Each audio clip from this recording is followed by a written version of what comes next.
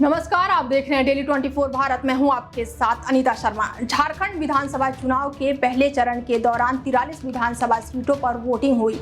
आम से लेकर खास सभी लोगों ने सुबह 7 बजे से ही मतदान केंद्रों पर पहुंचकर अपने मताधिकारों का प्रयोग किया। 15 जिलों की 43 सीटों पर मतदान हुआ और ये मुख्य मुकाबला बीजेपी और कांग्रेस जेएमएम के गठबंधन के बीच है।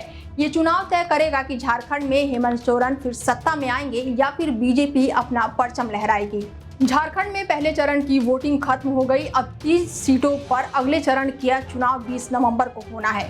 झारखंड विधानसभा चुनाव के पहले चरण की 43 सीटों पर वोटिंग के साथ सत्ता परिवर्तन का ही नहीं बल्कि हर चुनाव में आधे से ज्यादा विधायकों के हारने का ट्रेंड सीएम हेमंत सोरेन और बीजेपी दोनों के लिए सियासी टेंशन बना हुआ है। झारखंड के गठबंधन के बाद से अभी तक 4 विधानसभा चुनाव हो चुके हैं और अब 5वां चुनाव हो रहा है।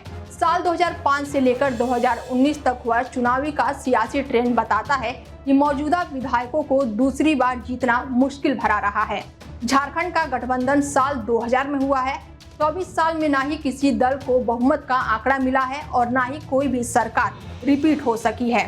सत्ता के सिंहासन पर विराजमान मुख्यमंत्री को अपनी सीट बचाना मुश्किल हो जाता है। सीएम पद पर रहने वाले नेताओं को हार का मुंह देखना पड़ता है।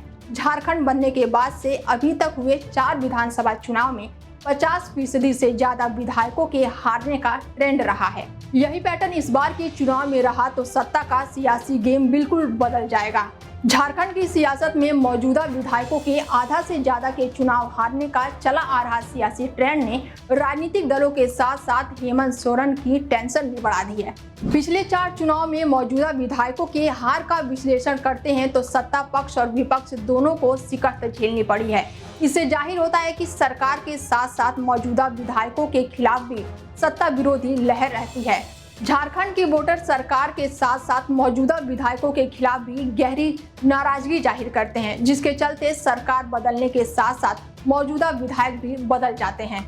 बता दें कि झारखंड में हर 5 साल पर सत्ता बदलने का ट्रेंड रहा है। झारखंड का गठन साल 2000 में हुआ था और बीजेपी ने सरकार बनाया था। 2005 में पहली बार चुनाव हुआ, बीजेपी सत्ता में नहीं आ सकी। इसके बाद 2009 में चुनाव हुआ, कांग्रेस जेएमएम सत्ता में वापस ही नहीं कर सकी। जेएमएम ने बीजेपी के साथ मिलकर सरकार बनाई लेकिन ये सरकार नहीं चल सकी। इसके बाद से हेमंत सोरेन सीएम बने लेकिन 2014 में सत्ता में वापसी नहीं कर सके। इसके बाद से बीजेपी की सरकार 2014 में बनी लेकिन 2019 में बीजेपी सत्ता नहीं बचा सकी। सत्ता परिवर्तन के ट्रेंड को देखते हुए हेमंत सोरेन और जेएमएम की सियासी टेंशन बढ़ गई है क्योंकि कोई भी मौजूदा सरकार सत्ता में रिपीट नहीं कर सकी है। फिलहाल इस खास पेशकश में मेरे साथ इतना ही। देश दुनिया की तमाम बड़ी खबरों के लिए देखते रहिए डेली 24 भारत। नमस्कार।